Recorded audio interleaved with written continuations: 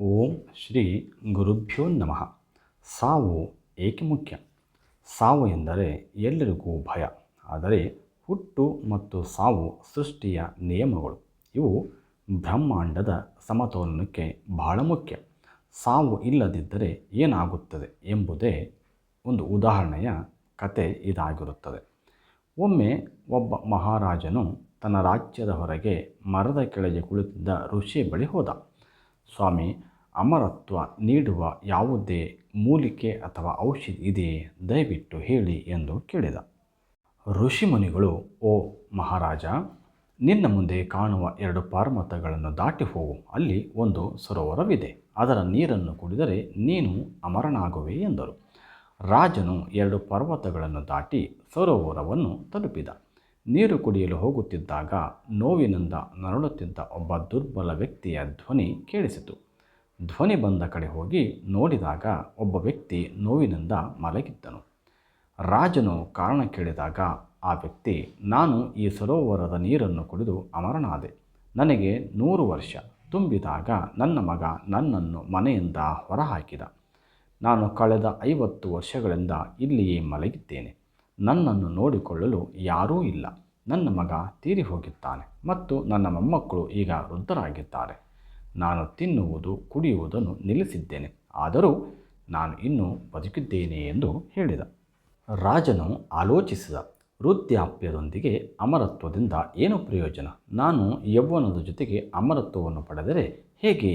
ಅವನು ಪರಿಹಾರಕ್ಕಾಗಿ ಋಷಿಯ ಬಳಿಗೆ ಹಿಂದಿರುಗಿ, ದಯವಿಟ್ಟು ಅಮರತ್ವ ಮತ್ತು ಯೌವನ ಎರಡನ್ನೂ ಹೇಗೆ ಪಡೆಯುವುದು ಎಂದು ಹೇಳಿ ಕೇಳಿದ. ಋಷಿ, ಸರೋವರವನ್ನು ದಾಟಿದ ನಂತರ ಇನ್ನೊಂದು ಪರ್ವತ ಸಿಗುತ್ತದೆ. ಅದನ್ನು ದಾಟಿ ಹಳದಿ ಹಣ್ಣುಗಳಿಂದ ತುಂಬಿದ ಮರವೊಂದನ್ನು ಕಾಣುವೆ. ಅದರಲ್ಲಿ ಒಂದನ್ನು ತಿಂದರೆ ನಿನಗೆ ಅಮರತ್ವ ಮತ್ತು ಯೌವನ ಎರಡೂ ಸಿಗುತ್ತವೆ ಎಂದರು. ರಾಜನು ಇನ್ನೊಂದು ಪರ್ವತವನ್ನು ದಾಟಿ ಹಳದಿ ಹಣ್ಣುಗಳಿಂದ ತುಂಬಿದ ಮರವನ್ನು ಕಂಡನು. ಒಂದು ಹಣ್ಣನ್ನು ಕಿತ್ತು ತಿನ್ನಲು ಹೋಗುತ್ತಿದ್ದಾಗ ಜೋರಾದ ವಾದ ಮತ್ತು ವಿವಾದ, ಜಗಳಗಳು ಕೇಳಿಸಿತು. ಇಷ್ಟು ದೂರದಲ್ಲಿ ಯಾರು ಜಗಳವಾಡುತ್ತಿರಬಹುದು ಎಂದು ರಾಜನಿಗೆ ಆಶ್ಚರ್ಯವಾಯಿತು.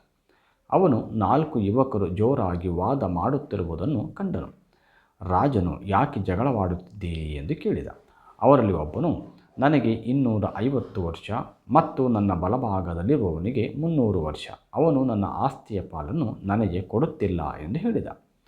ರಾಜನು ಬಲಭಾಗದಲ್ಲಿದ್ದ ವ್ಯಕ್ತಿಯನ್ನು ಕೇಳಿದಾಗ, ನನ್ನ ತಂದೆ ಅವರಿಗೆ 350 ವರ್ಷ, ಅವರು ಇನ್ನೂ ಬದುಕಿದ್ದಾರೆ ಮತ್ತು ನನಗೆ ನನ್ನ ಪಾಲನ್ನು ಕೊಟ್ಟಿಲ್ಲ. ನಾನು ಹೇಗೆ ನನ್ನ ಮಗನಿಗೆ ಕೊಡಲಿ ಎಂದನು. ಆ ವ್ಯಕ್ತಿ ತನ್ನ 400 ವರ್ಷದ ತಂದೆಯನ್ನು ತೋರಿಸಿದ. ಅವರು ಅದೇ ದೂರು ಹೇಳಿದ. ಅವರೆಲ್ಲರೂ ರಾಜನಿಗೆ ತಮ್ಮ ಆಸ್ತಿಗಾಗಿ ನಡೆಯುವ ಈ ಅಂತ್ಯವಿಲ್ಲದ ಜಗಳದಿಂದಾಗಿ ಗ್ರಾಮಸ್ಥರು ತಮ್ಮನ್ನು ಹಳ್ಳಿಯಿಂದ ಹೊರಹಾಕಿದ್ದಾರೆ ಎಂದು ಹೇಳಿದರು. ಆಘಾತಕ್ಕೊಳಗಾದ ರಾಜನು ಋಷಿಯ ಬಳಿಗೆ ಹಿಂದಿರುಗಿ, ಸಾವಿನ ಮಹತ್ವವನ್ನು ನನಗೆ ಕಲಿಸಿದ್ದಕ್ಕಾಗಿ ಧನ್ಯವಾದಗಳು ಎಂದನು. ಆಗ ಋಷಿ ಹೇಳಿದರು, ಸಾವು ಅಸ್ತಿತ್ವದಲ್ಲಿರುವುದರಿಂದಲೇ ಜಗತ್ತಿನಲ್ಲಿ ಪ್ರೀತಿ ಇದೆ. ಸಾವನ್ನು ತಪ್ಪಿಸಲು ಪ್ರಯತ್ನಿಸುವ ಬದಲು ಪ್ರತಿದಿನ ಮತ್ತು ಪ್ರತಿ ಕ್ಷಣವನ್ನು ಸಂತೋಷದಿಂದ ಬದುಕಿ ನಿಮ್ಮನ್ನು ಬದಲಾಯಿಸಿಕೊಳ್ಳಿ. ಜಗತ್ತು ಬದಲಾಗುತ್ತದೆ. ಇದರಿಂದ ನೀವು ಜೀವನದ ಪ್ರತಿಯೊಂದು ಕ್ಷಣವನ್ನು ಅರ್ಥಪೂರ್ಣವಾಗಿ ಹೇಗೆ ಬದುಕಬಹುದು ಎಂಬುದನ್ನು ಕಲಿಯಬಹುದು. ದೇವರ ನಾಮವನ್ನು ಜಪಿಸುವಾಗ ಸ್ನಾನ ಮಾಡಿದರೆ ಅದು ಪವಿತ್ರ ಸ್ನಾನವಾಗುತ್ತದೆ. ಊಟ ಮಾಡುವಾಗ ಜಪಿಸಿದರೆ ಆಹಾರವು ಪವಿತ್ರ ಪ್ರಸಾದವಾಗುತ್ತದೆ. ನಡೆಯುವಾಗ ಜಪಿಸಿದರೆ ಅದು ಯಾತ್ರೆಯಾಗುತ್ತದೆ. ಅಡುಗೆ ಮಾಡುವಾಗ ಜಪಿಸಿದರೆ ಆಹಾರವು ದೈವಿಕವಾಗುತ್ತದೆ. ಮಲಗುವ ಮೊದಲು ಜಪಿಸಿದರೆ ಅದು ಧ್ಯಾನದ ನಿದ್ರೆಯಾಗುತ್ತದೆ. ಕೆಲಸ ಮಾಡುವಾಗ ಜಪಿಸಿದರೆ ಅದು ಭಕ್ತಿಯಾಗುತ್ತದೆ. ಮನೆಯಲ್ಲಿ ಜಪಿಸಿದರೆ ಅದು ದೇವಾಲಯವಾಗಿ ಬದಲಾಗುತ್ತದೆ.